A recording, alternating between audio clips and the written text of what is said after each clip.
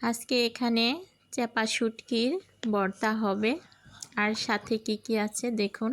এই যে এটাকে কি বলে, কাচি পিঠা নাকি। আজকে এই চিতই পিঠাটা বানিয়ে নিচ্ছি আর এই চাপা শুটকির ভর্তাটা করে নিচ্ছি। দেখুন পিঠাগুলো হয়ে গেছে, খুব সুন্দর হয়েছে। আর এই যে এক এক করে আমি নামিয়ে নিয়েছি। খুব ভালো লাগছে দেখতে, খেতেও অনেক ভালো লাগবে আশা করি। আর এই যে পিছন দিকটা দেখুন, খুব সুন্দর হয়েছে একদম।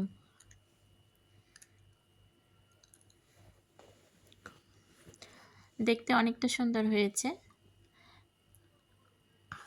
আর এখানে আমি চাপা শুটকির ভর্তাটা কিন্তু এই যে হাতে বানিয়ে নিই, আজকে ব্লেন্ডার করে নিয়েছি।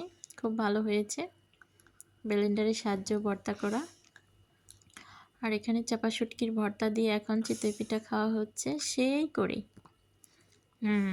আমিও খেয়ে নিলাম, অনেকটা মজা হয়েছে। চাপা শুটকির ভর্তা আর চিতই পিঠা। এখানে মাংস রান্না করা আছে, কেউ মাংস খাচ্ছে না। চাপা শুটকির ভর্তা দিয়েই শুধু আজকে খেয়ে যাচ্ছে। এই যে দেখুন। আর এই যে এখানে মাইশা আছে। চাপা শুটকির ভর্তাটা দিয়ে এই চিতই পিঠাটা খেতে আমার কাছে অনেক ভালো লাগছে, অনেক সফট হয়েছে পিঠাটা, অনেক মজা।